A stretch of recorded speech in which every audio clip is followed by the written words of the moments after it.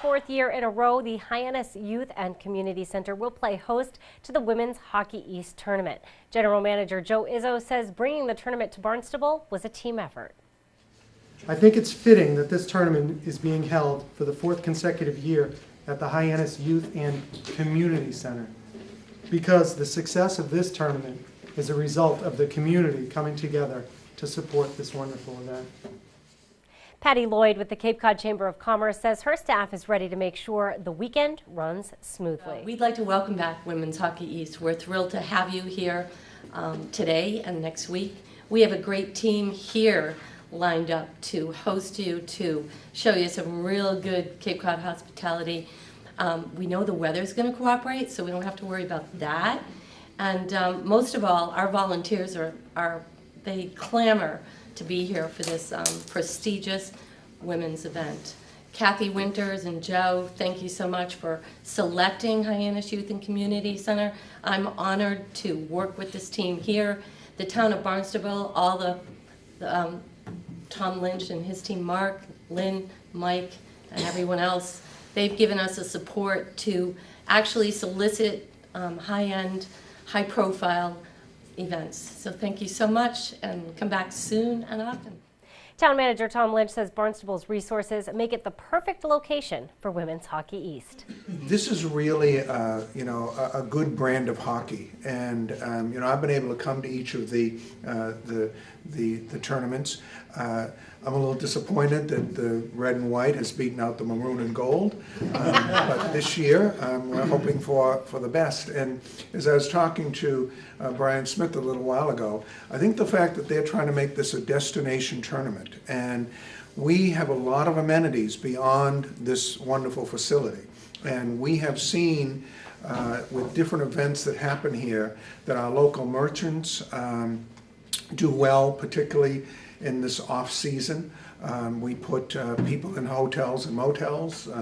We have restaurants that offer specials and entice folks to come in, and we have just a wonderful array of restaurants along main streets and throughout Barnstable. And I know other towns have also benefited from that. I'm going to ask Mike Tirado in a minute, just to go up now, Mike, and say a few things about the economic development side of it. But I think that we've seen that the caliber of hockey that you're going to see here is really first class. And we here in Barnstable have a wonderful women's hockey team. They're a wonderful, there's a good kind of feeder group coming up from the Cape, and I think it's one of the reasons they may look to us is the fact that we're a community that likes our hockey and likes to support this. So bringing really a class event like this in the collegiate world to us here is a really wonderful thing. Mike Travato, the town's economic development specialist, says the tournament is a boon to the local economy. For example, we anticipate over 400 room nights to be booked as part of our heads and beds. We anticipate the event costs themselves to be spending somewhere over $25,000 within the community, and then on a direct spend basis, we anticipate well over $10,000. $15,000 being spent plus on restaurants and shops and things like that. So this is a perfect event for this community, again, not only from a benefit of economics, but also from what this represents for the people. And I think as myself as a hockey player, it's great to see this caliber event come here too. I think it means a lot to the youth. And Lloyd estimates the tournament will bring in more than $200,000 to the local economy. The spend for ice would be probably about $10,000. They do a banquet for all the young women that are skating and the coaches. It's approximately $14,000 to $15,000. The room nights, the teams are all hosted at the Cape Cod Resort and Spa, who has done a terrific job in dressing all their staff in team jerseys, so that's exciting. Also, each team has a dinner, so roughly we're talking about $15,000 that we know that each team spends out on Main Street at certain restaurants. That team consists of approximately 35 people in the party, right, Kathy?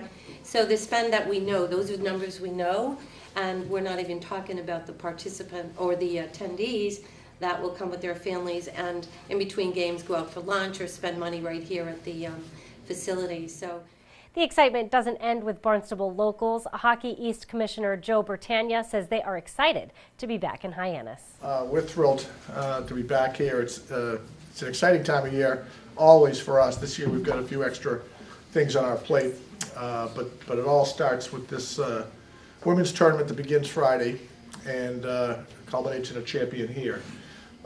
Boston University really likes it here, as they've won it both times we've been here, and they're ranked second in our league.